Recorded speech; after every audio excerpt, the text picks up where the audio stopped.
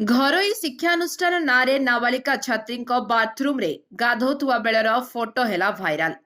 चिंतारे अभिभावक एवं थाना रे मामला रुजु होइछि। जाजपुर रे घटिछि एभଳି घटना। ए घटना संपृक्त जने युवती समेत जने युवक मध्य गिरफ होइछन्ति। सूचना अनुसार जाजपुर जिला सुकिंदागढ़ रे थिबा ई बुक नामक एक घरोई शिक्षा अनुष्ठान छात्री मानक हॉस्टेल रो बाथरूम रु नाबालिका माने गाधोथुवा बेलर फोटो भाइराल हेबा परे जने अभिभावक अभियोग को आधार करी सुकिंदा पुलिस एस के यासिन नामक जने युवक एवं अनिता महांत नामक जने युवती को गिरफ्त करी कोर्ट चालान करथिबार जणा पड़िछि। खबर अनुसार एस के यासिन नामक व्यक्ति सुकिंदारे पूर्वरु स्टार एक्सेलेंस ओ एबे जाभियर नाम एक कोचिंग सेंटर खोलिथिबा बेले सेही कोचिंग सेंटर रे अलिया गाँव अनिता महांत वार्डन भावे काम करी आसुथुवा बेले अनिता को विभिन्न समय खराब व्यवहार करुथिला, जहा अनितार मां अभियोग करिसेंती। बाध्य होई अनिता कोचिंग सेंटर रु बाहरी आसिथिले। परे अनिता आउ एक कोचिंग सेंटर ई बुक रे काम करुथुवा बेले एसके यासिन अनिता को विभिन्न प्रकार लोभ आउ धमक दे ई बुक रे पढुथुवा पिलामानंकर अश्लील वीडियो करिकि देवा पई कहितबा बेले अनिता बाध्य होई वीडियो देथिला, जहा भाइराल हेउछि बोली ई बुक रा अध्यक्ष प्रदीप्त साहू सुकिंदा थाना रे लिखित अभियोग करिसेंती। अभियोग को भित्ति करी घटना को गुरुतर सह नै सुकिंदा थाना भारप्राप्त अधिकारी बिलोमंगल सेठी तदंत आरंभ करी संपृक्त व्यक्ति एसके यासिन और युवती अनिता को सुकिंदा थाना रे अटक रखी तदंत करी दुई जन को विचार विभाग अदालत को पठेई देथिबार सूचना मिलिछि।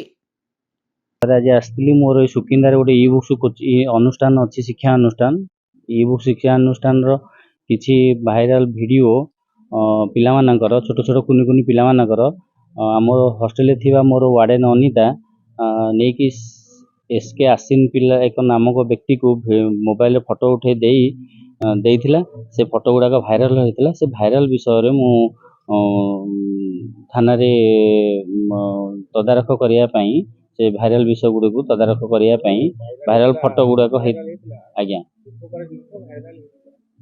सर तांकर बाथरूम वीडियो भाइराल होइथिला। तो सेति पई कुनि कुनि पिलांक मान सम्मान ऊपर हानि आस्थिला एवं मो कोचिंग सेंटर रो मान सम्मान ऊपर हानि आस्थिला। सेति पई मु पुलिस सरकार से पिलाटी अलगा गोटे कोचिंग सेंटर जोठी बाहरे चलाउची आउ से ताकू ट्रैप करिया पई हमकु बदनाम करिया पई से पिला सहित जॉइंट हेई ताको सहित सांग होई से नेकी ताकू देथिला। से कोचिंग अनुष्ठान नाम होची जाभियर स्कूल एबे कोन हेची किंतु तार ना थिला स्टार एक्सेल कोचिंग सेंटर। से कोचिंग सेंटर रो से एसके आसिन से लोक ही भाइराल करिछि। से पिला को नेकी से फोटो देइछि से ही भाइराल करछि बोली जानिबा पारि परछि। मुख्य उद्देश्य होची आम पिला माननकु को हारासमेंट करी आम गार्डियन मान को हारासमेंट करी आम ठू पिला माननकु नै ता पाखे रखिबो कि कोन तार मुख्य उद्देश्य आमे ते पर्यंत जानि पारनु। या तदारख हला पर जना पड़िबो।